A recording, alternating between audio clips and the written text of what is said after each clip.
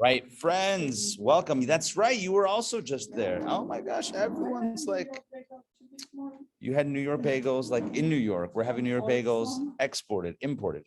Okay, all right, Kabbalah Coffee. So here is the deal. First of all, Diane, welcome to your first Kabbalah Coffee. At least here, I don't know if it is elsewhere. Okay, so Kabbalah and coffee is all about exploring deeper dimensions of reality and life. Because Kabbalah, and I think I'll just do a very quick recap of what Kabbalah is. Kabbalah is a look at both the what I would call the macro as well as the micro. So Kabbalah seeks to expose and explore both what's going on out there in the larger world, larger reality, as well as what's going on inside our soul, which is interesting because we could figure out everything that's going on out there and still be completely unaware of what's going on in here. And that could cause us all sorts of trouble.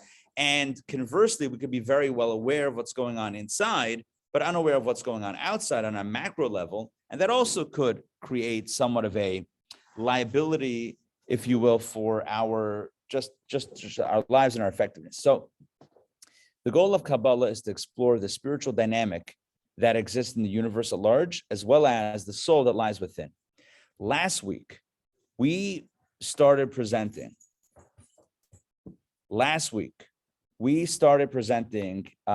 a new topic, not a new topic, but an angle on a topic, and asked a question that is absolutely thrilling. So, and I'll give you, let me set up the premise of the question once again, and then we're going to get into just an amazing answer today. So the premise of the question is that human beings are radically different than all other forms of life on this planet, right? The premise is that human beings are very different. Now, it's, I guess, to be expected that human beings would say this, right? I mean, like, there is maybe a little bit of a bias over there, right? We're saying that we're different. But this is what our Torah says, this is what our tradition says, that human beings are not just another form of life, but that human beings stand very distinct from all other forms of life. As I said last week, there are 4 levels of life. Toba, good to see you. Wow, welcome. No, this is fantastic. Okay, and we have a copy for you. One of those, yeah, this one right there. Okay, so human beings are different than other forms of life. And there are 4, according to Judaism, there are 4 categories of life. And this is going to be very important for today's discussion. I mentioned it last week, but it's important that we're all on the same page here.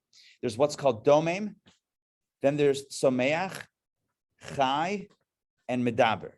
So again, I'll go through all 4. Domem means inanimate life. Domem, actually in Hebrew, domem means silent. So it's the type of life, a form of life that is silent in the sense it doesn't move, it doesn't grow, it doesn't walk, it doesn't talk, it just sits there. What's a good example of domem, inanimate life? What's a good example? A rock, right? Not rock and roll, because that already has movement, right? But a rock, just a rock.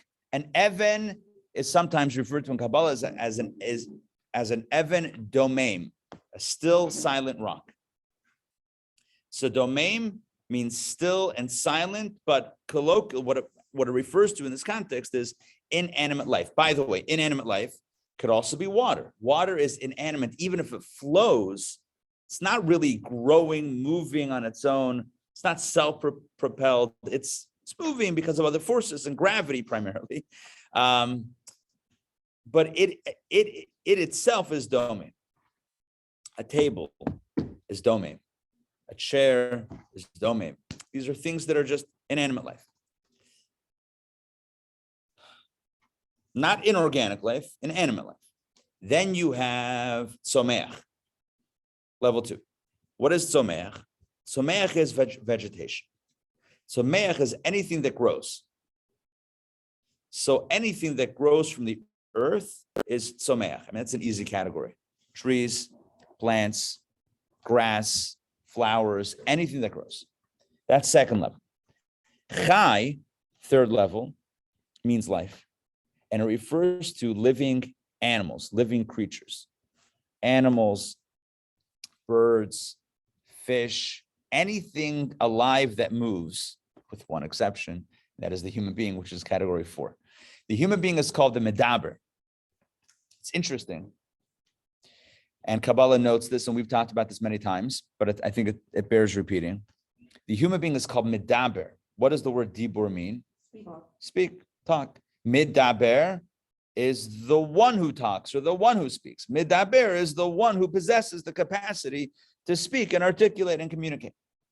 So the human being is called the medaber, in order to capture the human difference, if you will. Judaism says, what is the human being? The medaber, the speaker, the communicator. And I believe that if you and I were kind of drawing up the categories, if we had a whiteboard or big piece of paper, we were trying to map out these categories of life and what we would call them. Inanimate life sounds right. Vegetation sounds right. Animals sound right. But the human being, first of all, science, popular science, says that human beings are part of the animal kingdom. Okay, that's one distinction already. But if you wanted to somehow differentiate between the human being and animals, what would you say? What would be the most logical way of articulating that distinction? One way, okay, speech, but that's what we do. I'm saying what's another possibility? Where does the human being differ from other forms of life? Intelligence. So one way of differentiating the human being would have been, it's not, but would have been to refer to the human being as the maskil. The maskil is someone who has seichel. Seichel is intelligence. The maskil is the one who possesses, like medaber is the one who has speech. The maskil is the one who has intelligence. In fact, good, exactly right. So maskil is you have seichel, not just. Trying to remember the punchline. Yeah, I'm trying to remember. There's a punchline to a joke or to a cute thing, and the punchline has to do with seichel. Aber seichel hat man it, but seichel he doesn't have. That's a punchline. I don't remember how we got there. The point, yeah, right? It's yeah, you had to be there for that, right? So the punchline is, but he doesn't have seichel. So that's, I don't know why that's funny, but I guess in a certain context. So what's the point? Most of the time, I think when we think about human beings, we think about us and human beings in terms of intelligence, human creativity. You want to call it creative intelligence. You want to call it, what do you say, reasoning, Joel? What do you say, reasoning ability? Yeah. Human beings are great storytellers. That's what I think. I think therein lies a very interesting type of, we can spin stories, whether true or false. We take pieces that happened, like real life snippets, snapshots, and we say, I know what happened. So, right, we start drawing lines, we start mapping it on our mental board and saying, this happened, then that happened, and it's because A, B, C, it's because of this, and we weave a tale for better, sometimes for worse, right? We can create narratives that are completely fictional, but a great read in our heads about what somebody thinks about us, what somebody intended to do to us, what we did, what they did, we could spin a lot of narratives. Again, for better or for worse. It could really work both ways. The point is that human beings have a level of intelligence that is dynamic and not just instinctual. And this is in no way, it's not intended to demean or put down any other form of life, right? Or to say that, hold on, I see something's coming in.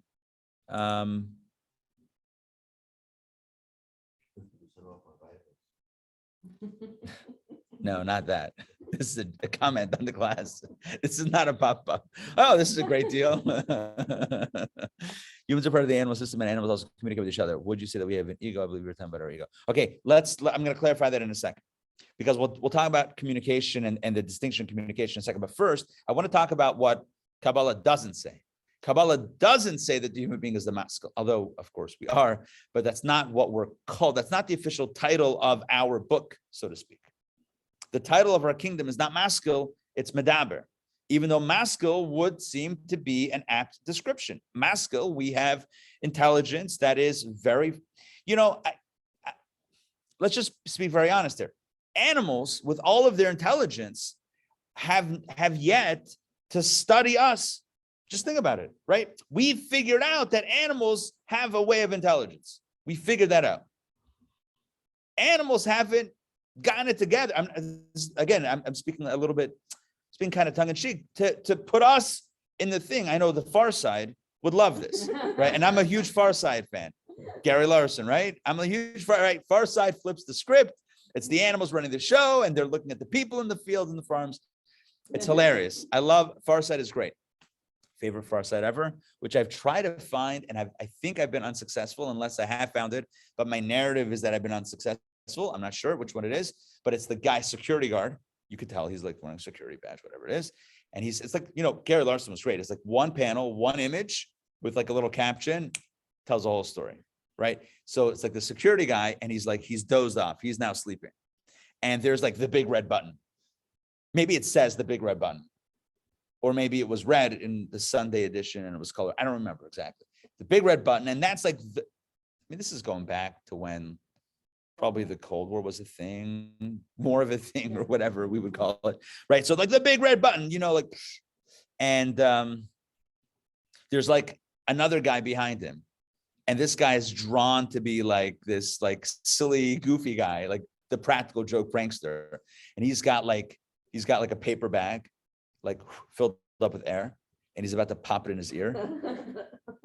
And the caption is like the last time anyone ever played like the pop the paper bag in the guy's ear joke, prank. Right.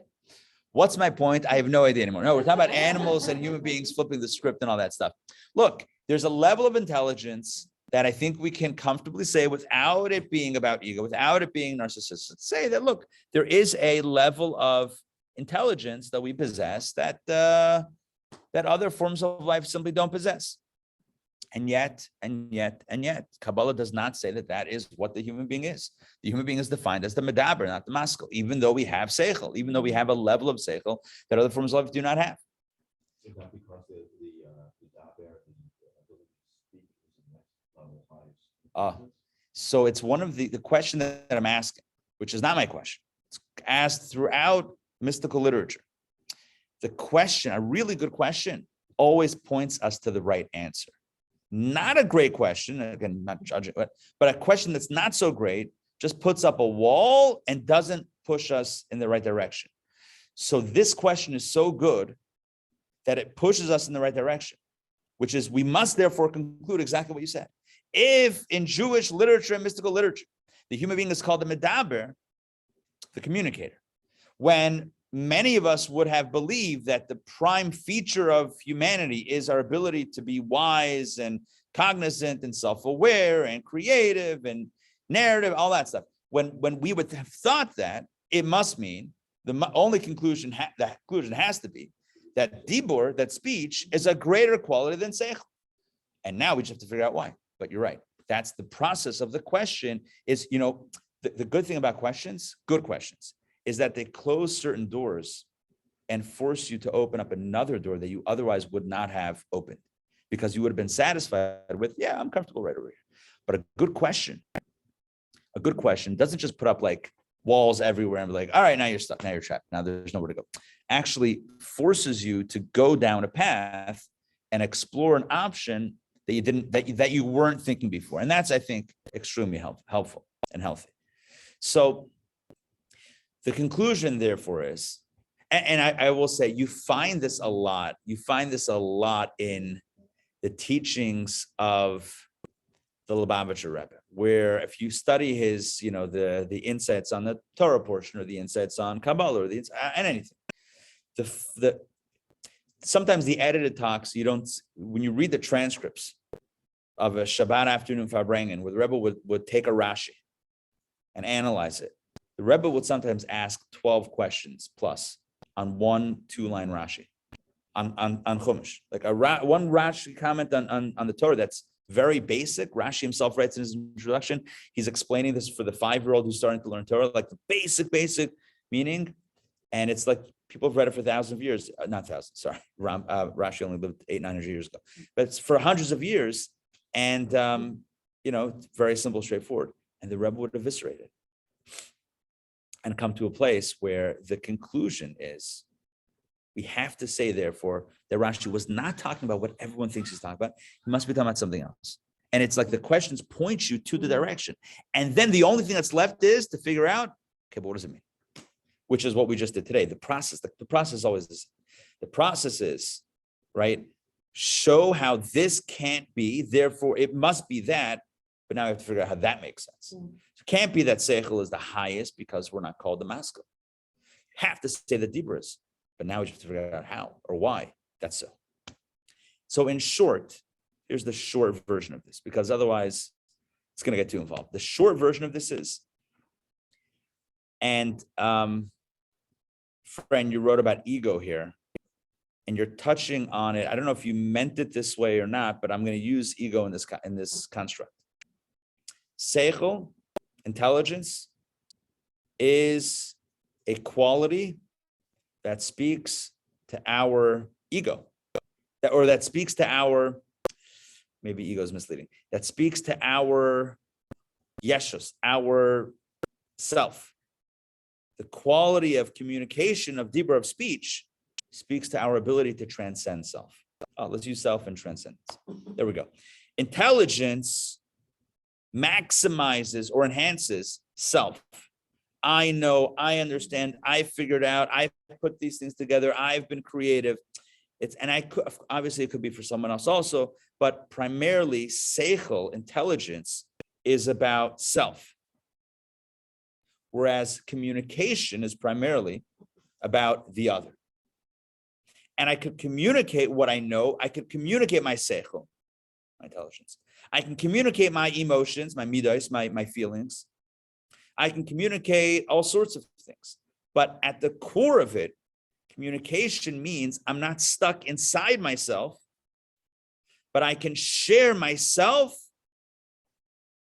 and, to use a modern term, be vulnerable to someone else. Now, that doesn't mean that every conversation is always a conversation about vulnerability and sharing self in the deepest way. But the point of medaber is that we have that ability. We have the ability to transcend the very boundaries, transcend the very structure of self. Seichel means that we can expand ourselves. We can grow ourselves, and that's lofty. But dibur, speech, is even greater. It means that not only can we expand ourselves, we can transcend ourselves. Transcend ourselves by breaking through the natural limitation of self and sharing ourselves with another. Think about the greatest challenge to any relationship. And, when I say the word relationship, sometimes we think of romantic relationships or like a spouse relationship or a deep relationship. It could be any relationship, a work relationship, a business relationship, a neighborly relationship. The things that the greatest challenge to any relationship is, and it's a cliche, so it almost doesn't even feel like it means anything, but it's communication. And even when we think, well, yeah, I know that already, but I got this thing, that's also communication, right? Because if you go down to it, if you drill down to it, oftentimes it's simply about getting on the same page. It's simply about really understanding and feeling each other. And that happens through communication. Now, does communication only mean verbal? No, it can mean verbal. It can mean written. There's also body language. There are many ways to communicate. When we say that the human being is the medaber, what it means is that we have the ability, the unique ability to really share self to other. Now, you may be thinking, one second, but don't dolphins sonar squeak to each other or something? Don't other forms of life, don't they also communicate? Yes. To what level of depth? We're probably still figuring it out. But we know for sure about the human being. We know for sure about the human being that we have the ability, not that we always do it. Sometimes we just tweet like birds, literally and figuratively.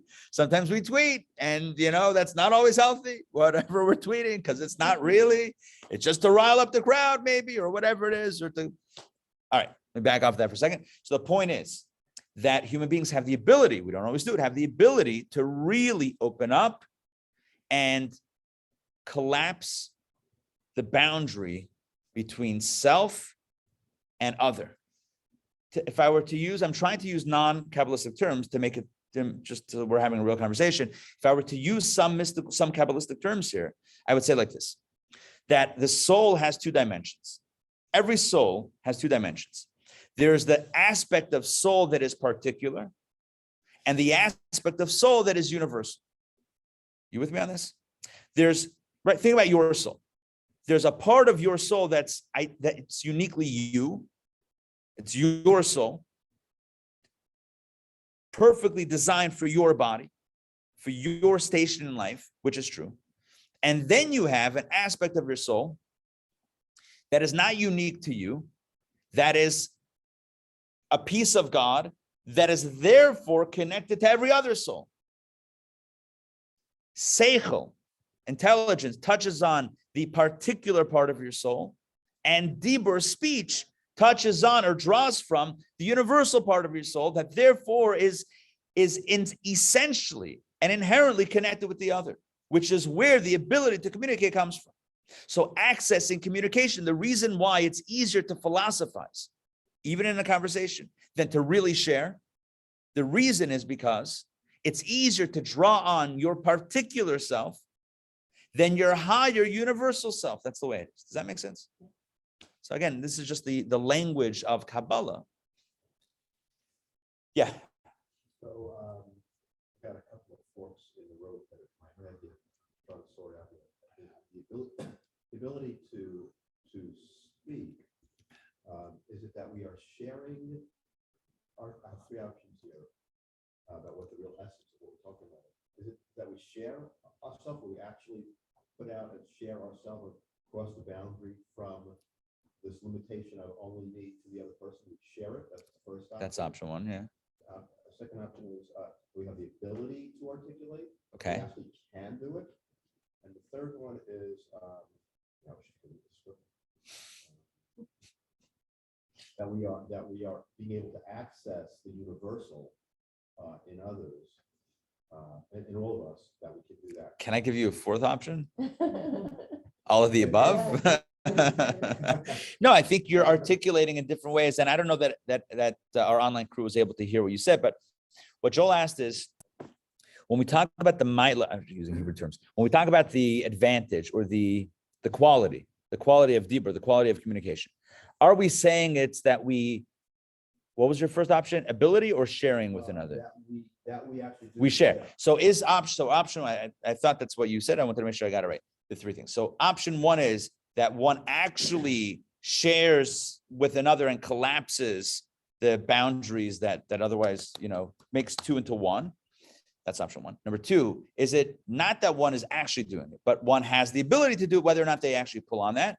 Or number three, that their soul has a part that has a universal aspect and not just a particular aspect. So I said, right, connect with universal. So I would say all three. When we talk about a person being a medaber, it doesn't mean that they actually have to do it to be in that category.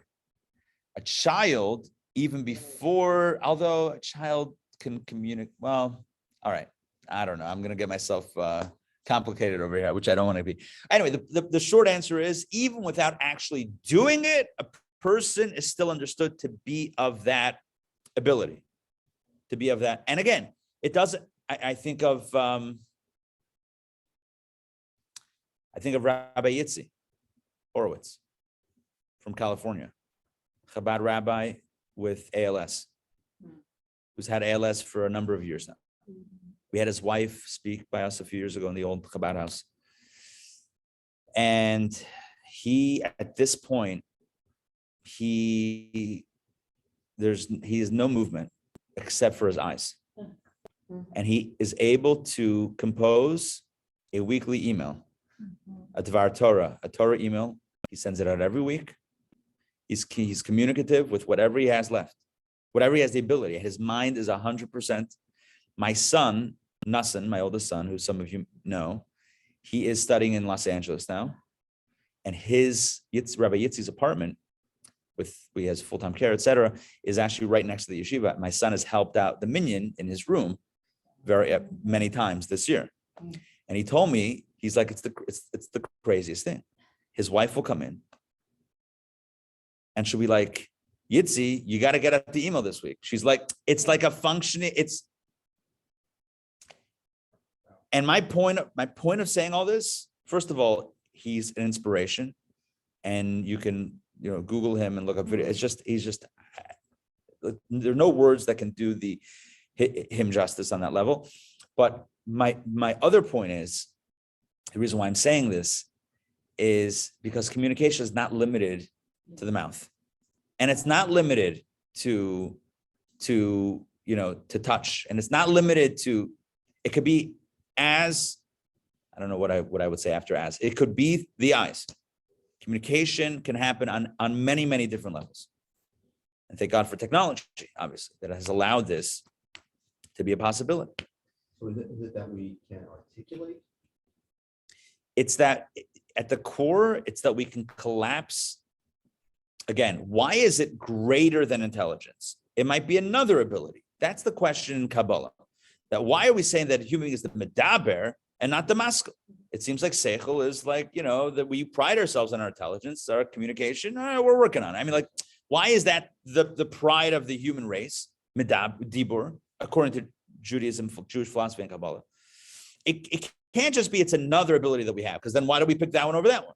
It has to be a greater ability, which again is the doors that close that lead us to this conclusion. Now we should figure out how that makes sense. So in Kabbalah it says that why is it greater? Because the other quality in this context would be seichel. The other quality, which is intelligence, speaks to a person's ability to expand or enhance or enlighten or brighten whatever it is self.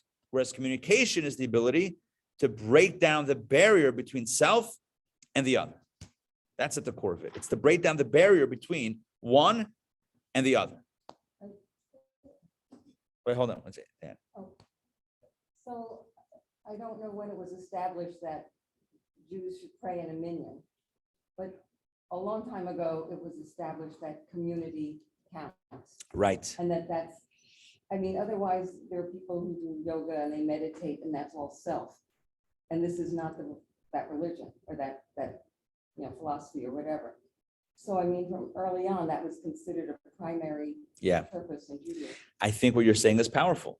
The idea of community, even as Judaism has elements that are solitary on some level. There is a space for study and meditation and personal growth, of course, but there is an emphasis on community. And I think that's very powerful. I think what you're saying is very powerful.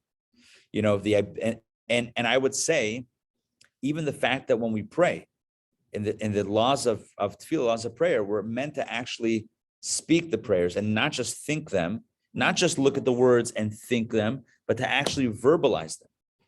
There's a power in the verbalization. And I know that I'm not trying to walk back what I said before about communication occurring in different ways, but there is a power in actual verbal articulation amongst a group. And the Kaddish, kind of a call and response type thing. It's powerful. It's powerful. Thank you. Well, I think you just answered my question. You see that? See that? I don't look at that. I don't even. No, because other than speaking, other animals do have powerful ways to communicate. But I know the power of community. Right. So right. That is unique. Have you ever had a conversation with a stranger on a plane or a train? Sometimes those become the most luminous, beautiful encounters ever. Yeah.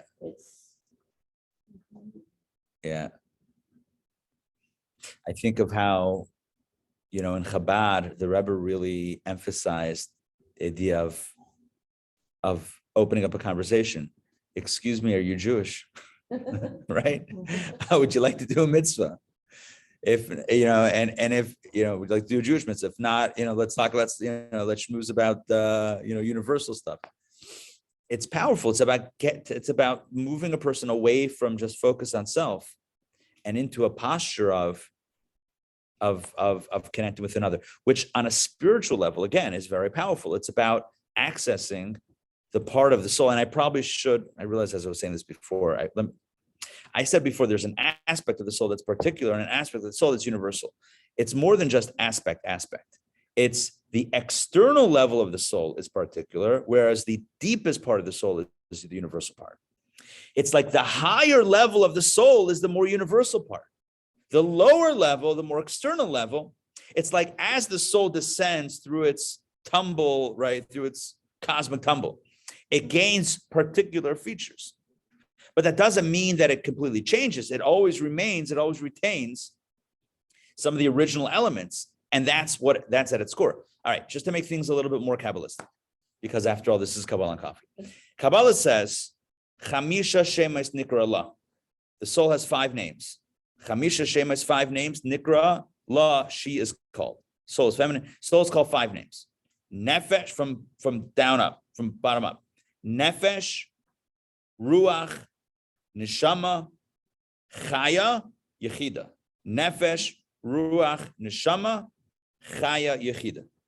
The 3 lower dimensions are typically the ones that we are aware of.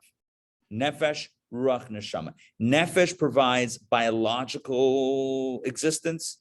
Ruach provides emotional existence. And Neshama provides intellectual abilities. So physiological or biological, then we have, that's lowest level Nefesh. It's like basic life. Then we have emotional life and then intellectual life. But that's only Naran.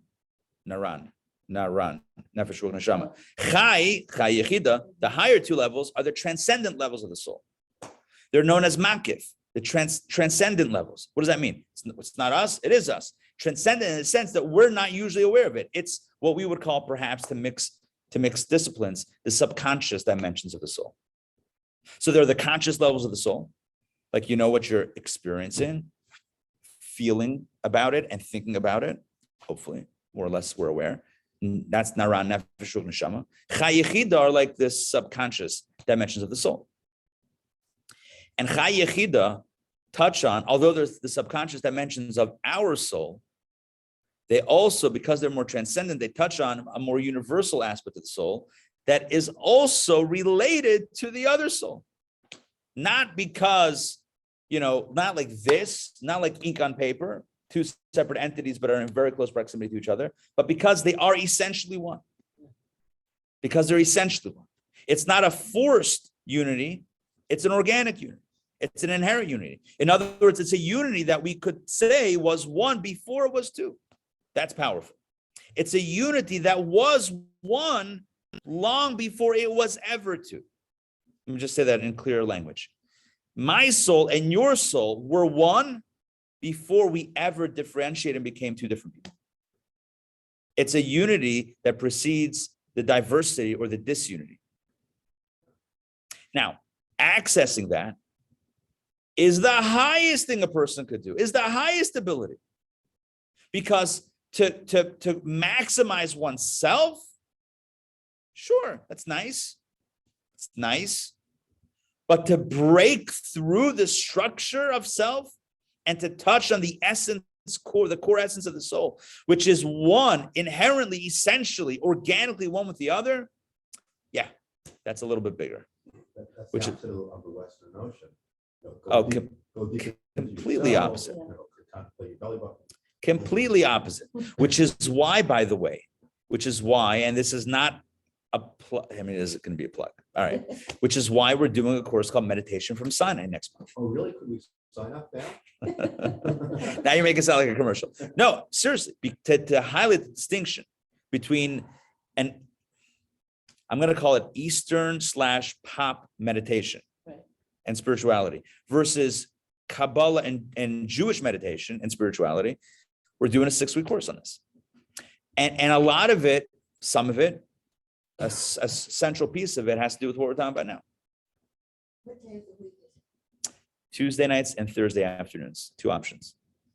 There's a Zoom option and an in-person option. Start date? January 25th and 27th. Yeah. You can check on the, I think you're in on this. I know, signed up, but I don't know. Yeah. Right now. Yeah, well, you should probably know about this. Yeah, I can go up, All right, so back to our story. So this is still by way of introduction. This could be the whole class, right? But this is by way of introduction. So there are 4 levels of life. Let's just reset. There are 4 kingdoms, 4 dimensions of life on earth, right? This is not even spiritual stuff. This is just like right here.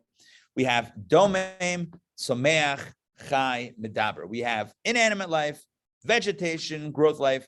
We have animal life, and animal life is different from vegetation, is that not only does it grow, which animals grow from, we also grow from small to large, but they also have lateral movement. If you see a tree walking, it's either a play for the kids, right? Or you took something, yeah, right? Lay off the mushrooms, right? I know it's popular now, but I'm just saying, like, that's probably what's going on. So, yeah, they don't move. So chai is life that moves. Medaber is next level. This is like the ability to break out of self. However, we have a problem. Houston, we got a problem. What's the problem? Last week, we presented the problem. I'm going to reset the problem. When you look at how the world, when you look at the process of creation, the human being's process is different than every other form of life's process, which would seem consistent with everything that we're saying, because the human being is radically different. But it seems different in a negative way, not a positive way. You already know how this works, right? We ask a question and that forces us to a new, right? So you know the process here. I'm just telling you, this is the meta version of what we can get into it, but you just know what the process, what's going on.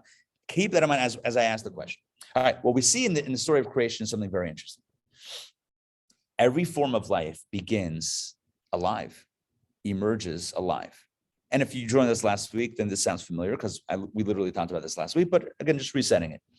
So when God, if you look at the story of creation in the Bible, in the Torah, it says that God on day number 3, Tache Aretz Desha, made the earth, let the earth sprout forth vegetation, right? So, so vegetation emerges alive. It's growing, it's alive, great. Trees, by the way, the trees didn't listen. You know this, right? The trees didn't listen to God. God said, "Eitz pre isa pre," and what happened was eitz isa pre. What's the difference? God said a fruit tree bearing fruit, and what actually emerged was a tree bearing fruit. What's the difference? Originally, God intended that the tree itself tastes like the fruit. You know this Talmudic. Talmud says originally it was supposed to be an eitz pre. Eitz means tree, pre means fruit. It was supposed to be a fruit tree, not just a tree that produces fruit, but the tree itself would taste like the fruit, right? Like the bark and the bite, not just the nut. the idiom. But the bark was supposed to have a bite, supposed to taste like something. But the tree said, there's no way this is happening. Because if we're tasty, everyone's going to eat the tree, and then we're done. So this is the first act of defiance. It's the first act of defiance. Anyway, God had such a hard time with everything. It was like, it's not easy. It's not easy. Anyway, he should have stopped with the elephants, right? No, he kept on going with us. All right, that's what you get. There's one tree, eat every tree except for one. All right, what were you expecting? All right, back to the story. So everything that emerges alive. The trees are alive. What was it? The fields are alive. That was something else. The hills are alive. Thank you. You knew where I was there. Right. The hills are alive. Everything emerges alive. The animals are all alive. And it's all in the psukim, it's all in the verses. You look at the verses, it was alive. When it comes to the human being, there's something radically different. What is different? It says that first, God created the human being from the earth. And then it says, Vayipach ba'apav nishmat chayim, that he blew. God blew into Adam's nostrils, Vayipach, blew, ba'apav, in his nostrils, nishmat chayim, a soul of life. So what happened before that? Was he alive or not? Was not alive. Not alive He until was the soul- level 1, He was a golem. Good. domain. Excellent. He was a domain. So what we have here is something unique. Something unique, and I'm going to use the Aramaic term, legreusa, seemingly. Legreusa means to the detriment. Not in an advantageous way, but in a detrimental way. Everything is created alive, like a mensch. I don't mean that literally. Right? No pun intended. No. Right? Everything's created alive. Oh, it's good to go. Human being is created dead. A dead body. I wrote in the email, if you got the email this week, if you didn't get the email, let me know and I'll make sure that you get the email. You didn't get the email? It's not Really? dead, it's domain. You didn't get the Kabbalah email? I think I sent it out on Friday. Did anyone get the email? You did get the email. Okay. All right. Listen, stop blocking me and just kidding. Just joking. So look, everything is created. Oh, so I wrote in the email, I think I wrote lessons from a corpse. The human being is created domain, but it's, if we're just speaking with grubba ISIS, with just, coarse language, dead body. And only not secondarily, but as a second step, then the breath of life comes in. As opposed to every other form of life that's created alive. So we talk about the distinctiveness of the human being. And sure, yeah, speech and all this stuff, that's great. But then how do we reconcile this? It seems like the human being is, it's like an ugly beginning. It's like, huh? Exactly. It's like a human, it's like, imagine you're on the beach. I don't know, not exactly. But then Somebody washes off. no, I mean, no, oh my gosh. I'm going to start it. We'll see where everyone takes it. No, I was just thinking, you create like an outline of I don't know. I don't know what I see the beach, whatever. It's just like a clod of earth. And then there's a breath of life. Now, again, at the end of the day, what emerges after the process is a live body. So one could say, who cares how it happened? But in Kabbalah, it's analyzed. And the question is, why is everything else created in a one-step process, alive, initially alive, versus a human being that's created in a two-step process, first dead, then alive? He had second thoughts. Yes. No, he had first thoughts. Whatever. So the question is, we know that obviously this is going to point to some sort of mila. Mila means level, but it means quality. We know it's going to point to a quality. The question is, how do we see it? So let's jump into the new text today. All right. So please open up your books or the handout, and I will put up on the screen as well. This is Discourse 15, chapter 2. Let me find it in my own book over here. Page 218. Okay, 218. Kanai we're moving.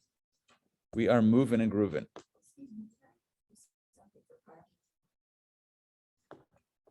That's a good question. I mean, ideally. No, I knew like 2 years ago. Right, yeah, I know, right? When we were all coming around. Ideally, Sinjin, will you be able to help? Thank you very much. Okay, so we're going to be in chapter 2, which is page 218, where it says man's advantage. I want to explain. I always try to emphasize this. When you see things like man's advantage or God created man, which is going to be a lot in this, it's not gender specific. Man is written to, it really means mankind. For whatever reason, it was written man. Anyway, if I were writing this or rewriting this, it would be a little bit different, but it is what it is. I mean, this is what it says. Okay, let's weekend with Bernie. Okay, exactly. Classic. Let me share my screen. Let's make sure everyone's got it. Chapter 2, man's advantage. Here we go. So we asked the question, why is the human being created as a two-step process as opposed to a one-step process? Why first dead, then alive? Why first a corpse, and then a soul of life? And that seems to be to our detriment. That seems to not be a complementary feature. It seems to be, some sort of strange inadequacy. If the human being is truly head and shoulders above everything else, the medaber, the connector, the one that can really, collapse the gap between self and other. So then what's going on over here? So here we go. The reason why, I'm just going to read this inside. The reason why God differentiated the formation of man's body from the formation of all other living creatures, right? Why is it that the human being is created, is formed differently than everything else? Which, namely, after the M dashes, he's explaining what that distinction is. The other creatures being created in their character and structure. In other words, the other beings created alive, while man was created of the dust of the earth. First, his body was created, and then his soul was granted him. So why is this so?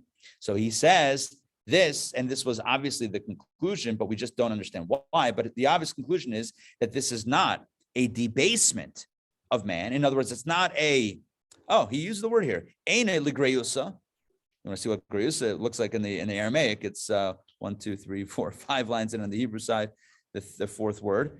Eine ligreusa. It's not a detriment. Here it's translated as debasement. It's not a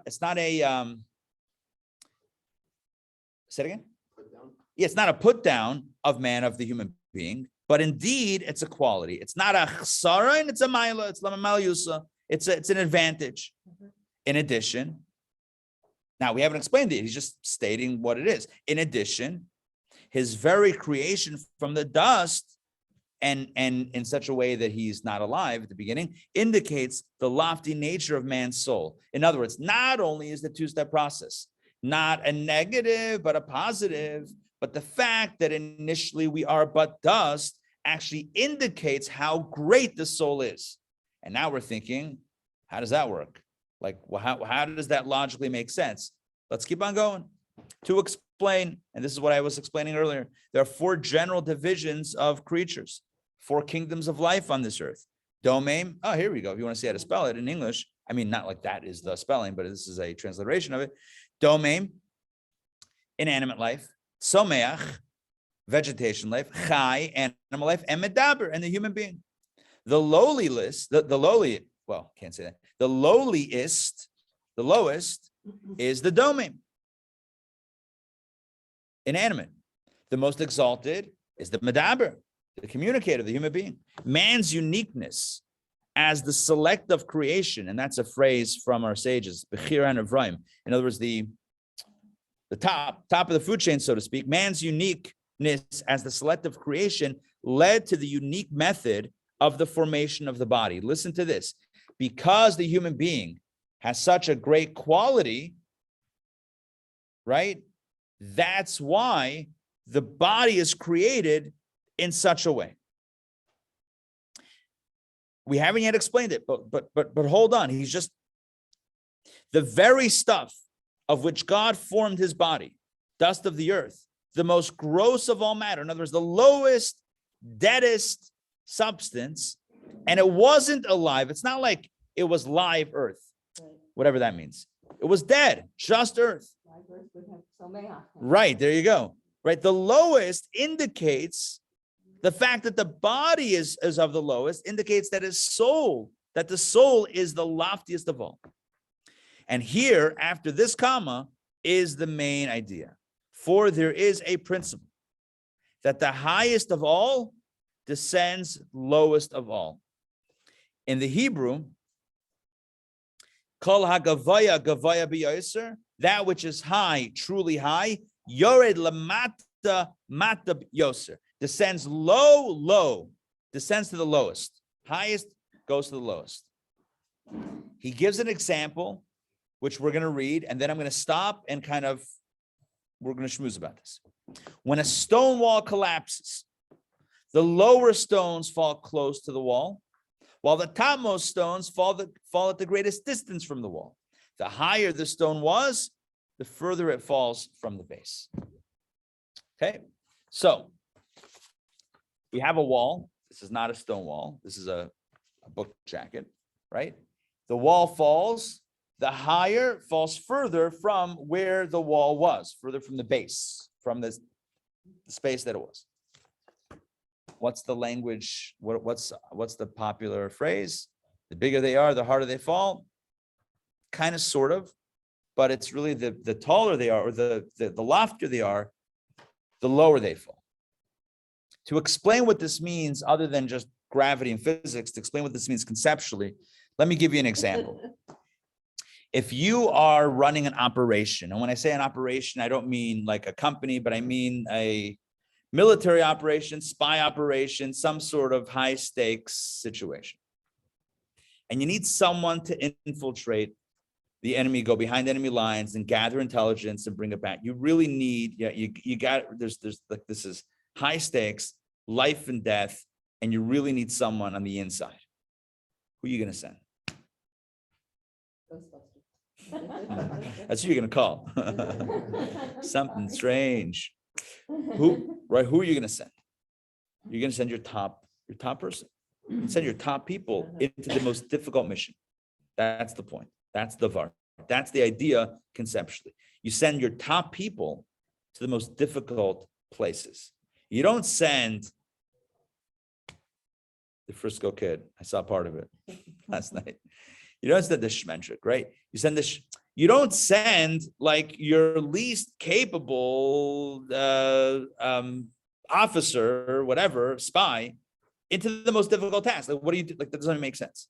So to the lowest place, the most difficult challenge, who do you send? The top. So listen to this idea. And it's just simple, almost Kabbalistic arithmetic. If you have a body that's so low, it's dead, what type of life can bring life to that? You need the highest. You with me on this? So the lowliness of body indicates / forces / necessitates a loftier soul. Does it make sense? In order to draw out the lowliest or elevate the lowliest? Yes. On a basic level to give it life, but on a deeper level to make a mensch out of a clod of earth, which is what he's about to say. He's about to get into what human beings are capable of and say that everyone is capable, on some level is capable of that. How do we not all fall into that? Because of the neshama, because of the soul. And that soul has to be very, very good at what it does. That soul has to be very high to deal with the lowliness of this body. And we're assuming that we have this vision, this goal of elevating human beings to a higher level. And that's what you have to be. That is a Kabbalistic premise. Right. So again, let's walk through the steps. We start off by saying, the human being radically different in a good way than everything else. Then our question is radically different in a good way. I see radically different in a bad way. Human beings created with just a dead body without a soul, and then the soul comes in almost secondarily. It seems like that's like it's like a lowly thing. All right. What was the whole Steve Jobs said a few years ago? He's like unibody construction. It's like it's all together. It's this cohesive, coherent thing. And 2 steps seems like a weakness, not an advantage. So now we're saying no. The lowliness of body, the deadness, the low dead nature of body actually bespeaks, actually tells us about how lofty the soul is. So you know what the conclusion here is? And we haven't concluded this at all. We're right at the beginning of this explanation. But just if we're noticing things right now, you'll notice that the human being is an extremist. The lowest body, the highest soul. Are you with me on this? The human being is an extremist, composite of extremes. The lowest body, not like the body of animals that was born alive, with the soul already good to go, right? Batteries included. This is batteries not included, right? Like many people may have found out yesterday morning. The batteries not included, yeah?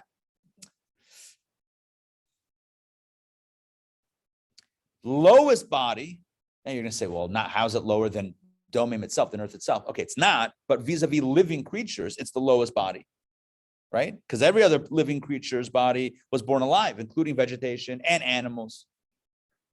But the human being, nope. Lowest body. But on the other side, the highest soul, which is the only thing that can give life to such a low body is the highest soul. Kala Gavaya, Gavaya Yaser, Yer Lamata Mata B'Yaser. Whatever's the highest goes to the lowest. The lowestness needs the highest. As I said, the risky mission, you need someone who's an expert.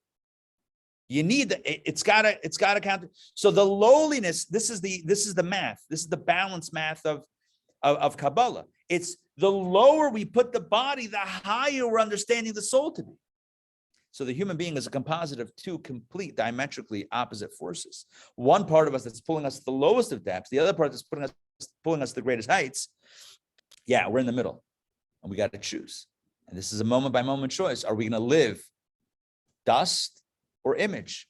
As Rabbi Soloveitchik once said, right? There's two descriptions of the human being: dust of the earth. These are the two steps, right? Dust of the earth, and in the image of God. The image of God is not the clay, it's not the earth form. The image of God is the soul. So are we dust or image?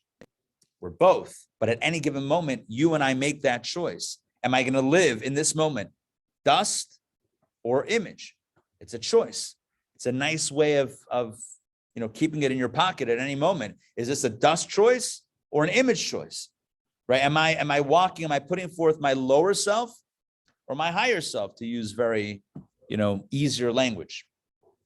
Okay, so this is the idea. The idea here is that the two-step process of creating the human being, where we first have just a dead body, a corpse, essentially, and then life goes in, indicates not a negative, not a lowliness of body of the human being.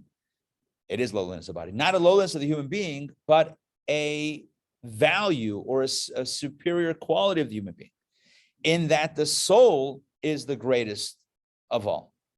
Let's continue, because I feel like there's a lot more here that's going to help. This applies, middle paragraph on 220. This applies spiritually as well. In reference, okay, so hold on. Let me explain why he's saying this applies spiritually as well. If we already did that, I did that, but he just spoke about walls and stones. So now he's getting back to our topic. This applies spiritually as well, in reference to the souls of all living things. Since human being's soul is loftiest of all, God gave it a body of the most gross sort of matter, for man is capable of refining and purifying this gross matter. That's the idea. That's the big idea. The big idea here is that the body is so low, the soul is so high, and the soul's job is to refine and purify the gross matter that is the body. What's refining and purifying? So just to explain these terms, there's a bit of a silver, not silver lining, a bit of a silver purification process terminology here. In the levar ulazakech, the example that's brought in Kabbalah is when you purify silver. Now, this is with the full disclosure that I've never purified silver. I may have looked up a YouTube video at some point in the past trying to explain this in more. So I'm trying to recall in my memory, because it's been a while. But my understanding is that you actually heat the metal, and that you put it through this process of smelting. Are we smelting silver or something? Maybe not. I don't know. Whatever. You heat it and then somehow refine it to take out the impurities to get pure and pure silver. I literally remember researching this. I don't remember exactly how it's done. It's been a few years, but there's a process of refining and purifying. And the idea here is that is life.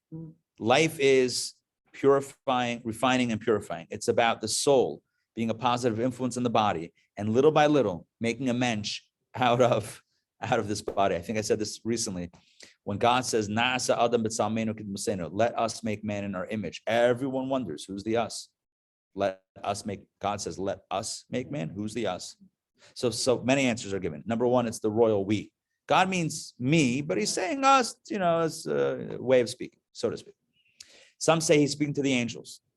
Some say he's speaking to heaven and earth.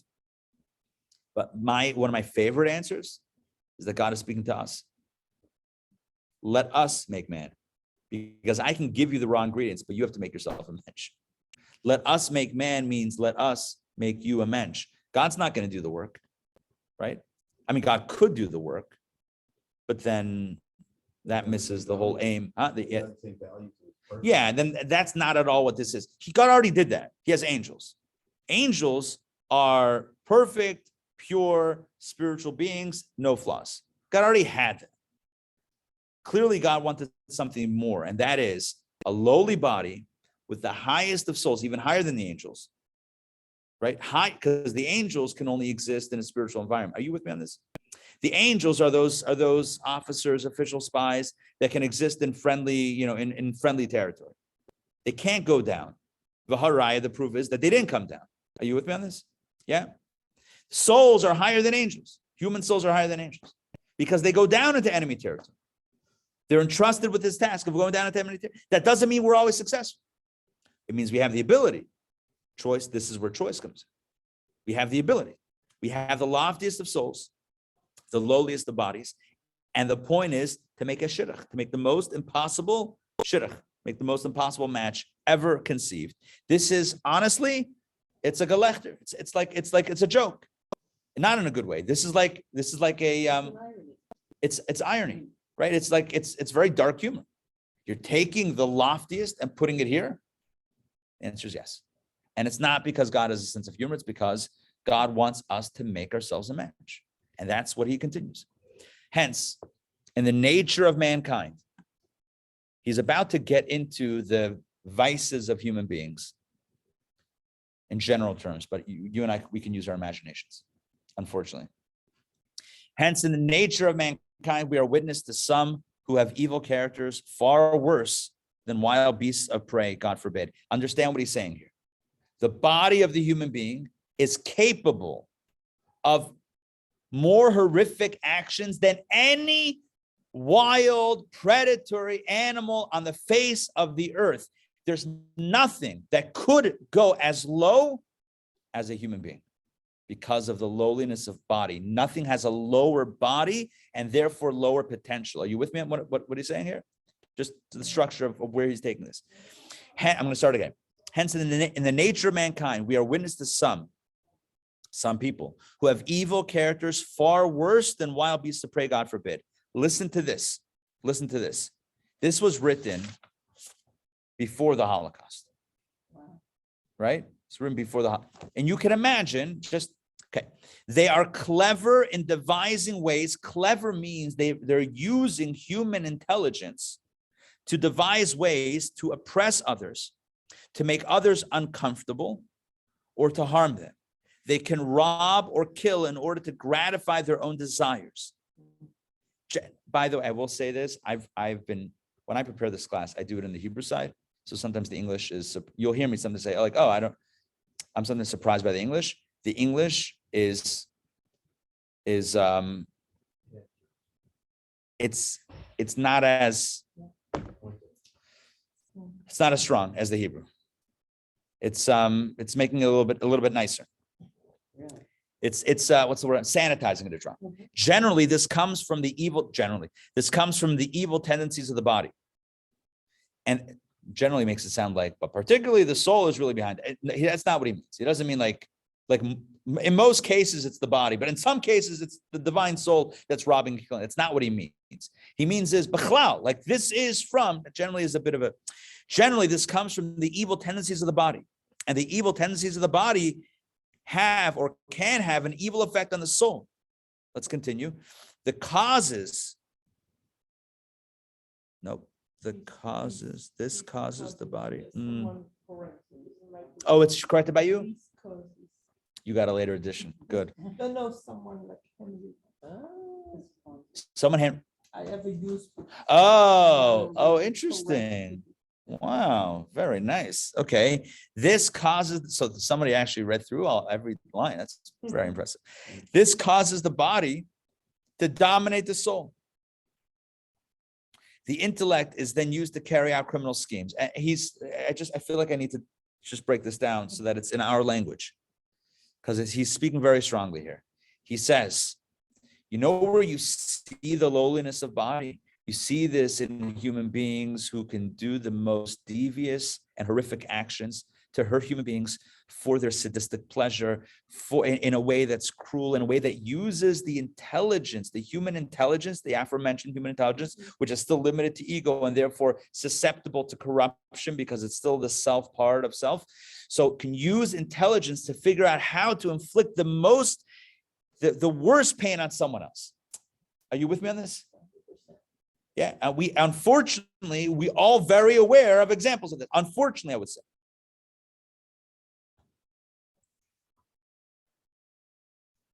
But the soul, that's the body and the soul.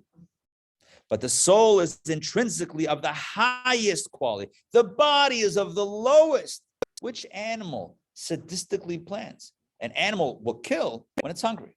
But in order to inflict pain on someone else, on something else, to derive pleasure from another's pain, I'm not an animal expert. I don't believe that that's that. I've never seen animals create killing machines. An animal never created a Holocaust for the sake of extermination. I don't believe so. If I'm wrong, you know what? Please don't correct me at this point. I'd rather think, But human beings are uniquely capable of the most horrific actions. That's his point. And, it's actually unfortunate that it's a little bit sanitized over here. Human beings are capable of the most horrific actions. Why? Because the body is of the lowest. Therefore, it has the lowest capabilities. Conversely, and this is where the polarity, if that's the right word, of the human being comes into play. But the soul, on the other hand, in the other extreme, is intrinsically of the highest quality. And it is within man's grasp to attain the noblest heights of goodness and to rise to the most exalted summits of the spirit. A human being could rise to the highest levels, and as he'll say on the next page, even higher than an angel, due to the soul. There is an account, looking at the time here, see if I have time to do this. There's an account in Reshit Chachma of one who rose from the lowest degradation to spiritual peaks. The story is told in Reshit Chachma. I'm going to paraphrase it. It's in the footnote 276. I'm going to paraphrase it. It's about this. You know what? Let's do this. 276. Rabbi Yitzchak of Akko wrote. He was the author of Reshit Chachma. One day, as a princess emerged from the bathhouse, an idler noticed and sighed loudly, "Who will place me in her possession to do with her as I wish?" Okay, clearly he had intentions that were not, shall we say, pure or decent or anything. That'll be in the cemetery, not here, responded the princess. Okay. Upon hearing this, the man's spirit soared, assuming that she meant to tell him to proceed to the cemetery and wait for her. However, she didn't mean that at all, but rather that in the cemetery, all are equal, the small and the big, the young and the old, the embarrassed and the honored, but not anywhere else. For those of you online, my apologies, I didn't scroll down right away. We're in footnote 276 right here. Okay.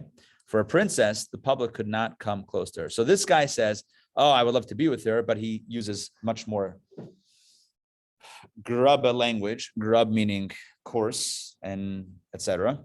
And she says in the cemetery, I guess she overheard him or whatever it is, and he thinks she's being serious, and now he's got something going here. And she meant, yeah, when we're dead, maybe we'll be on the same level, like in your dreams, but kind of like in your dead dreams, like it's not happening here. So the idler got up, went to the cemetery. This is page now 222. Went to the cemetery and waited. So now this guy's at the cemetery.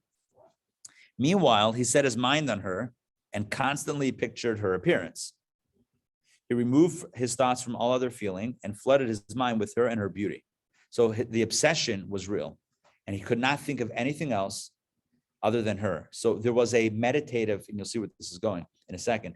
There was almost a meditative, it starts off like very coarse and lowly and debased, right? Very grub, but it moves almost toward a meditative state where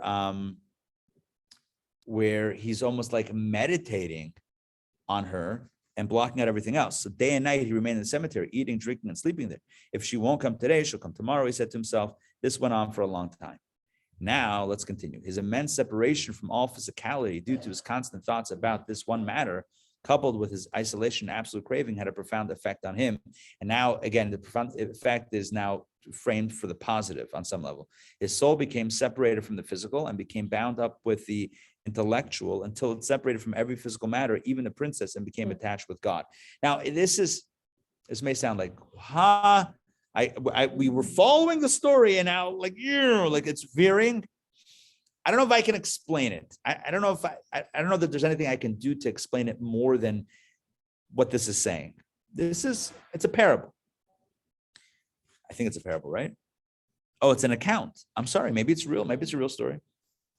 After a few days, let's continue. After a few days, 2:23, it left all physical feeling and yearned only for godly intellect. He became a devout worshiper, a holy man, and his prayers were accepted and his blessings effective.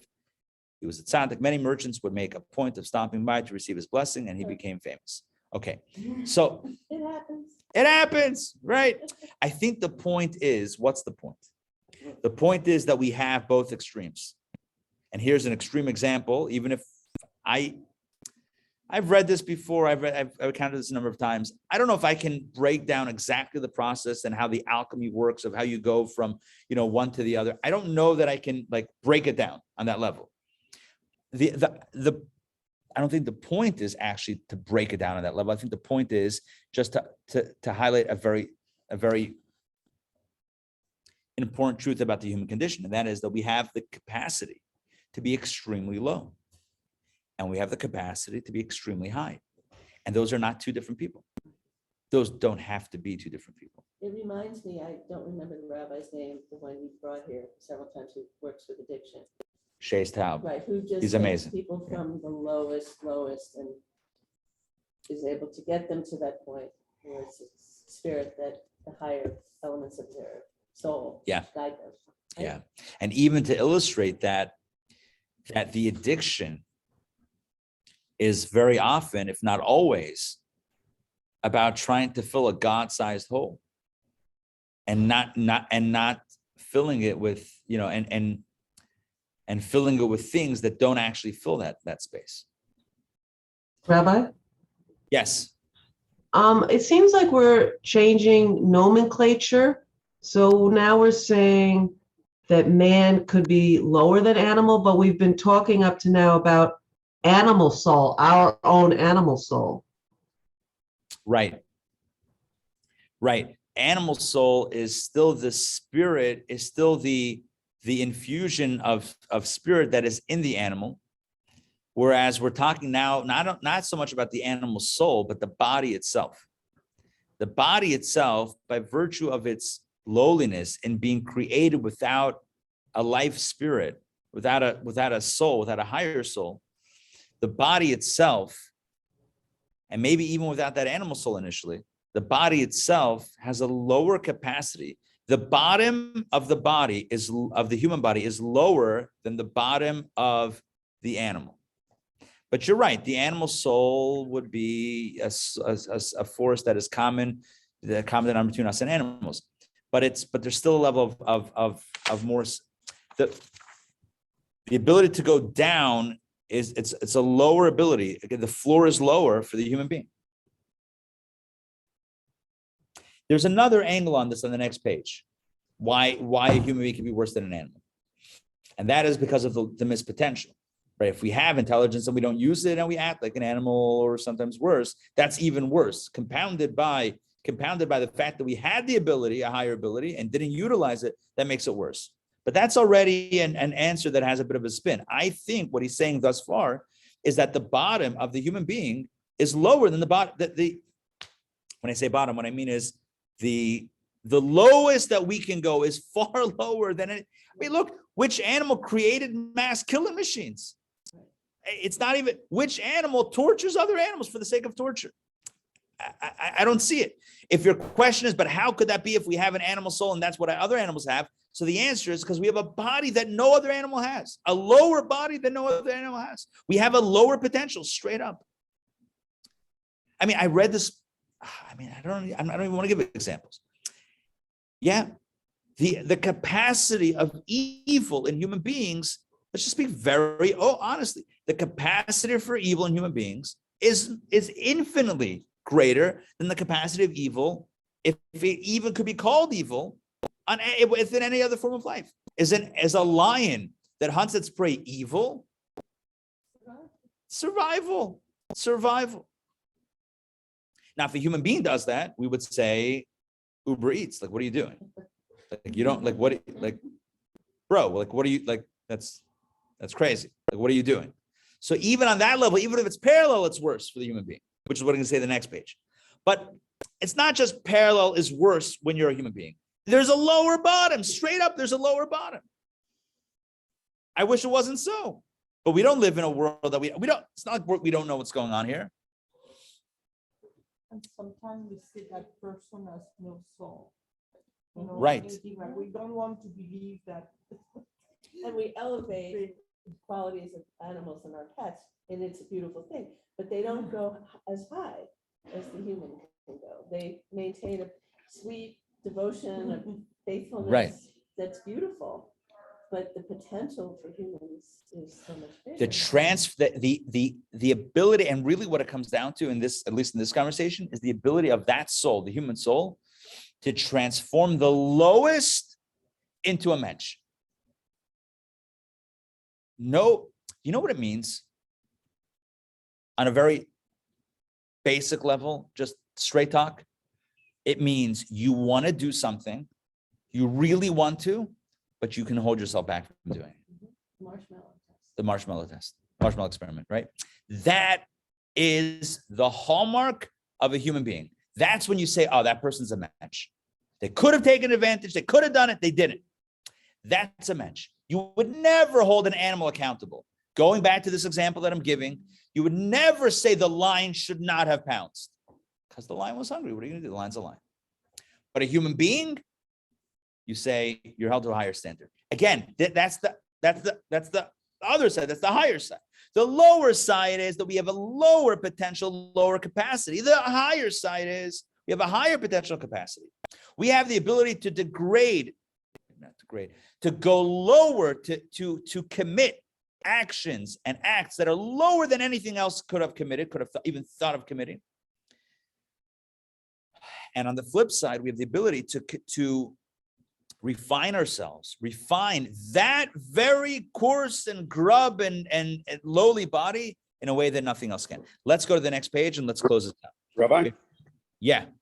So is there a difference between the rocks and soil and the mountains that God creates just without the mineral, without the bacteria in it, just the pure soil, that soil and the soil that was created to create us?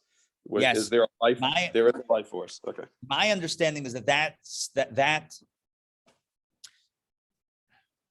he didn't say this. This is my understanding. I've kind of alluded to this a few times before. This is my understanding. I could be wrong.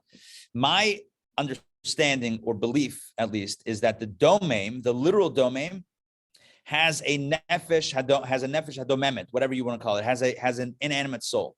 Right. Whereas the human being is meant to have a godly soul. Sans godly soul, I don't even know if it's an inanimate soul. Maybe you could call it that, but it's lower. It's lower. Anyway, it's a good question. That's how I understand it. Let's do a beeline because I know we're right at the time here, so we're going to go quickly. It's very, very simple, and it's nothing, philosophical, nothing brand new here. It's all just kind of re-emphasizing what we've said up until now. And as animal and angel, here we go. Now we can understand 222 at the top. Now we can understand the words of our sages in Chagiga. It says 6 things were said regarding man. And there are 6 qualities of the human being, 3 as the ministering angels and 3 as an animal. We have 3 qualities that mirror. 3 qualities that mirror human angels and 3 qualities that mirror animals. If you want to know what those are, human beings have intelligence like angels. They walk upright like angels, and they speak in the holy tongue like angels. In 3 ways, they're like animals. They eat and drink like animals. They multiply like animals, and procreate, and they emit excrement like animals. Okay, so that if you want to know the nitty gritty of what those 6 things are, 3 and 3, that's that. That's from the Talmud.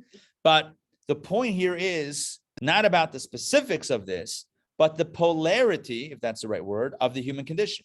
That we have a body that's low and a soul that's high. So there are things in which we're like angels, things we're like animals. But really the point here today is it's lower than an animal and higher than an angel. Let's go, right? It's not just, if we want to speak in generalities, it's like, yeah, like an animal, but no, the body's lower than it. And animals created alive. We weren't. So it's lower. And the angels couldn't come down here. Our souls did. That means that you send your top secret forces or whatever it is, your Sayeret HaMatkal, you send the top into the enemy territory.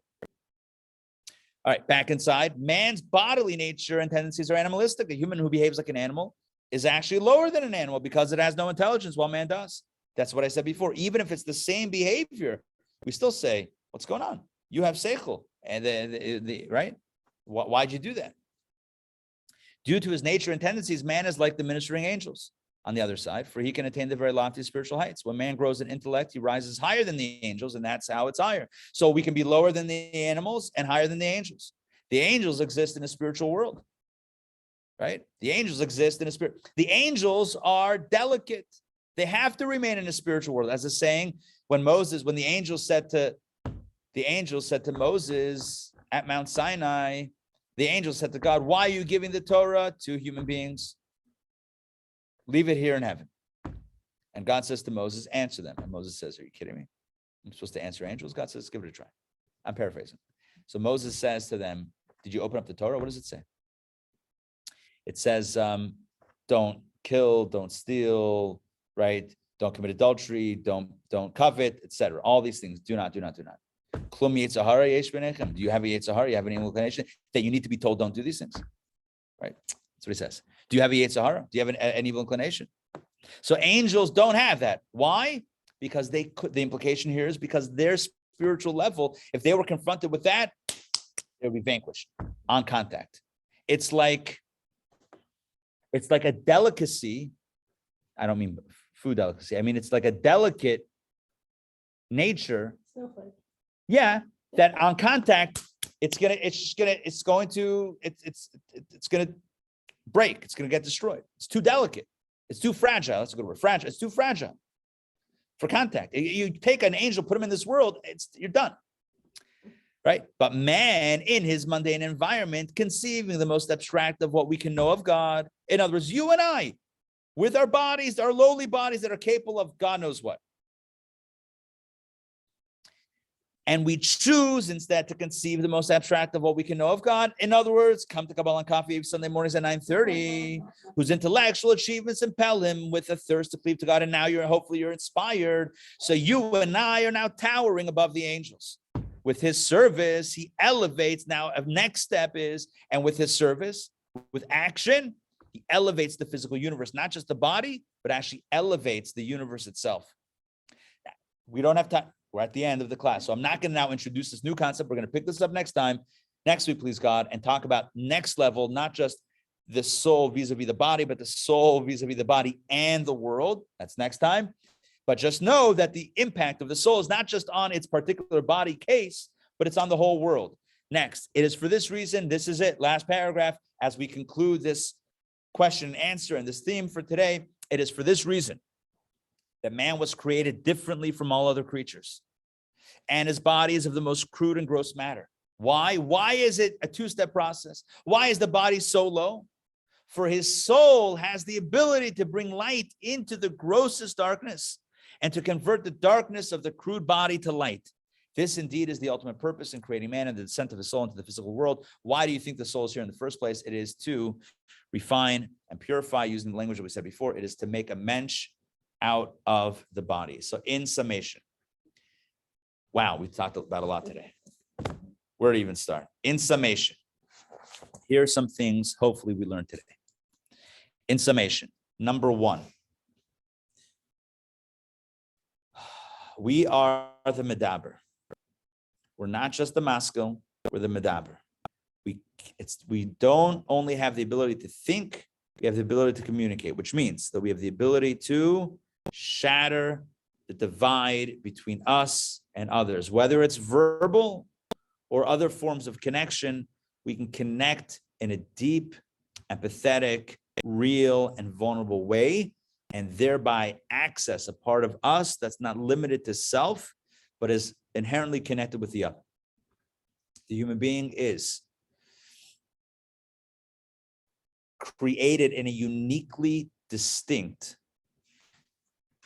it's redundant, in a distinct manner from all other forms of life. Everything else emerges alive. The human being emerges dead, and only then is given life. The body is lower. And although that seems to be a detriment, and it is in and of itself, but that itself calls on the fact, if that's the right phrase, that itself evokes, that itself even pulls the soul itself. It's like the vacuum that pulls the higher soul. The lower it is, it actually, not the God's force, but like it actually draws a higher source, a higher soul. So the lowliness of the body, the fact that it's so low and so dead, actually pulls the highest, loftiest soul. And for what purpose?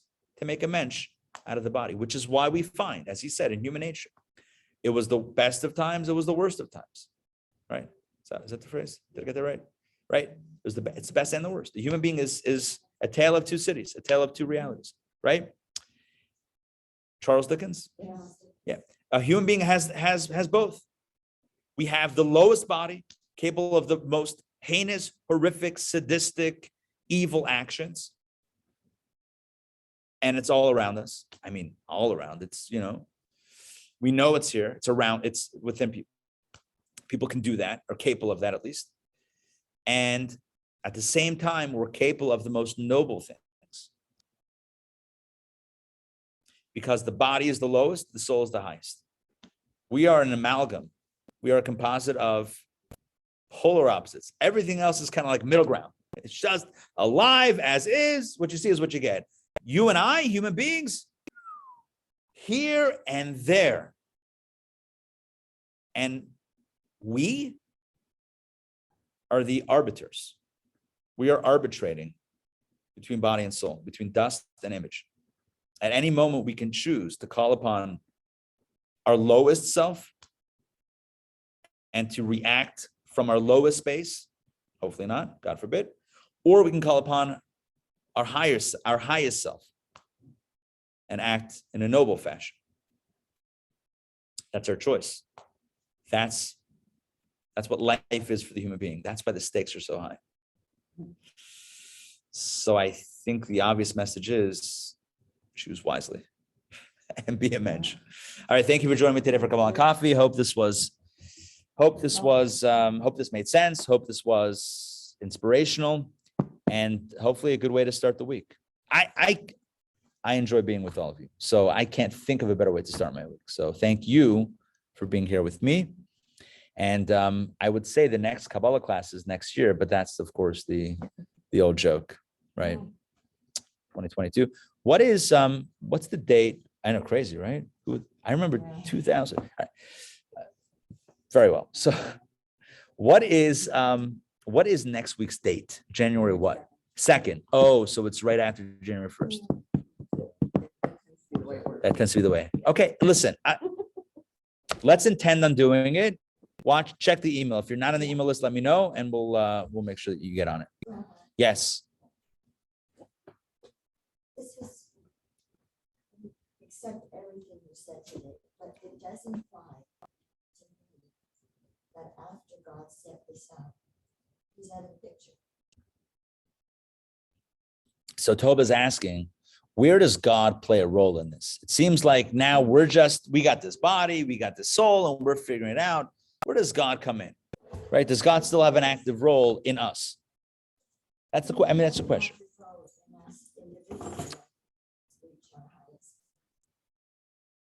But he doesn't help us as a people. Because evil exists, is where it's at. Right. So you're asking a good question.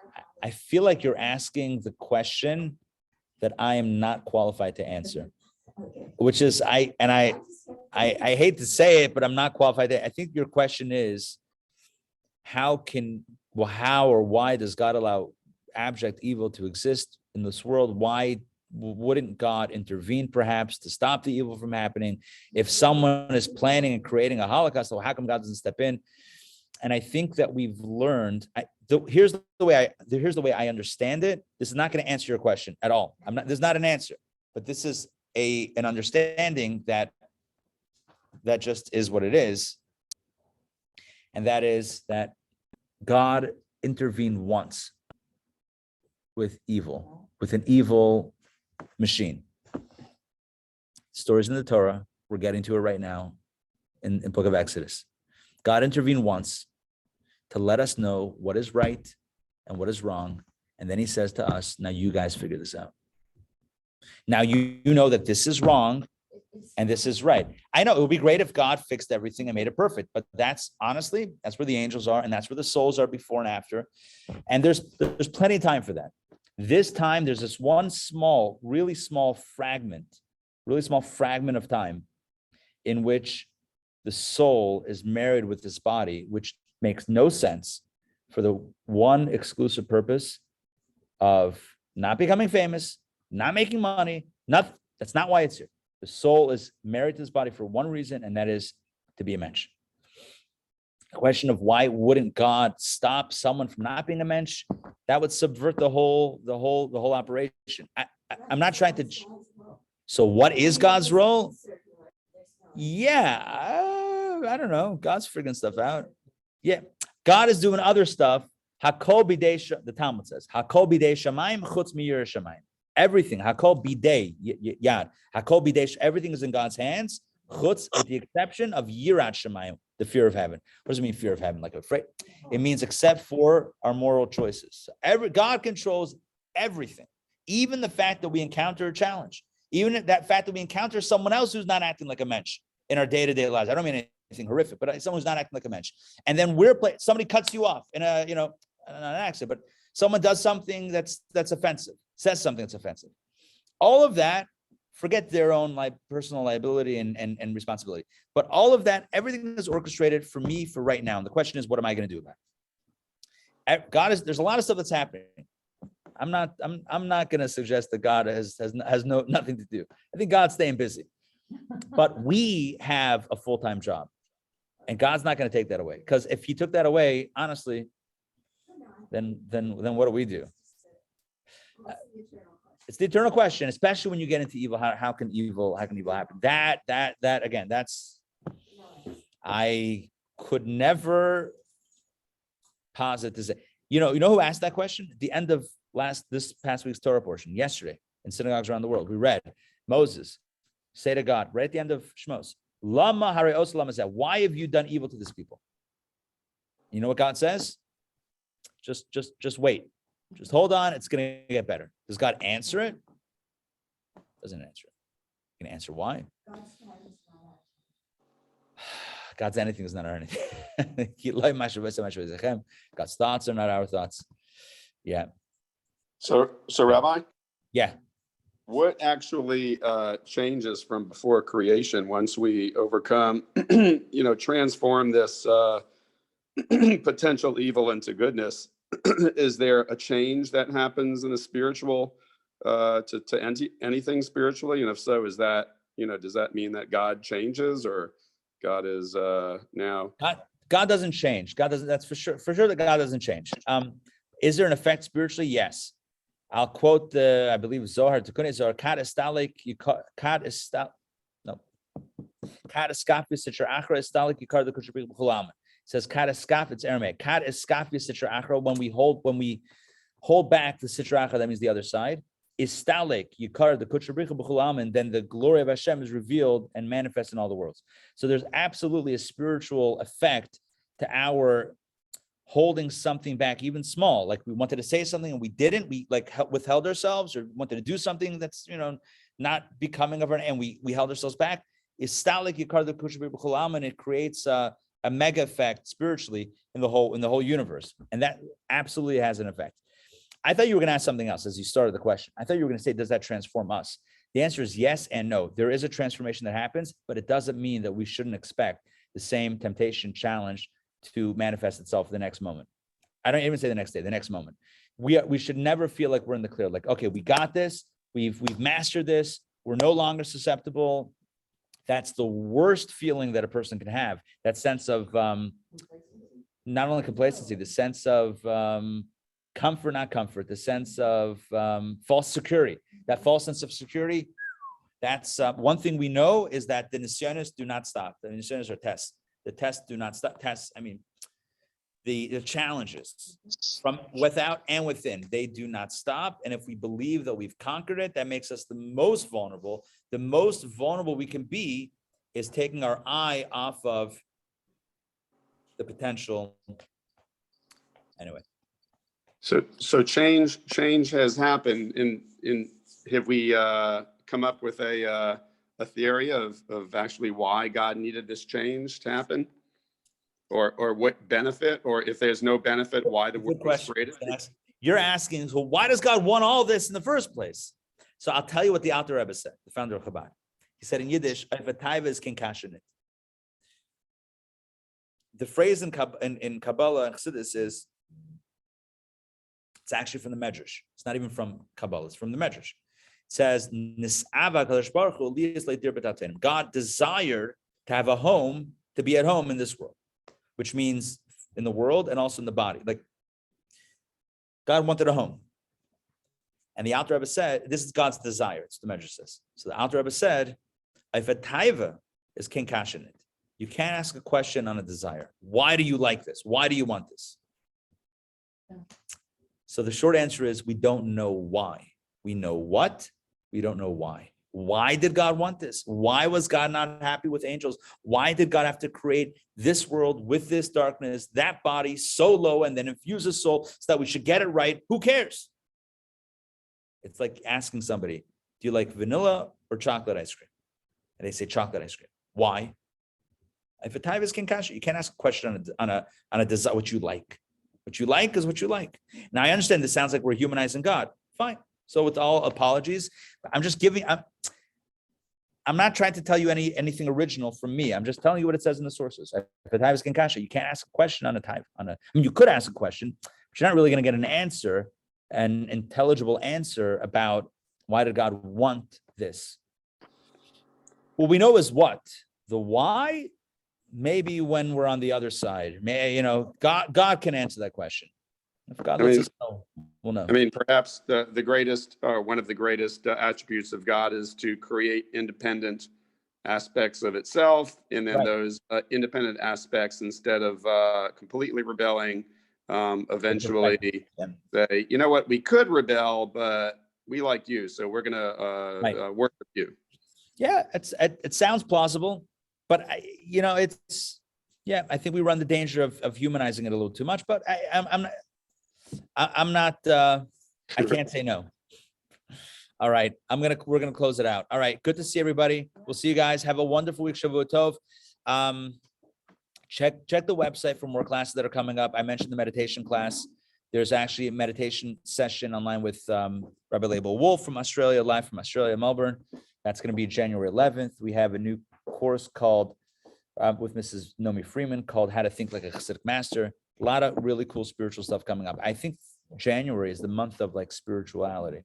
Like all the class and events turned out to be like very spiritual stuff. So Help us during the darkness. I think kind of sort of.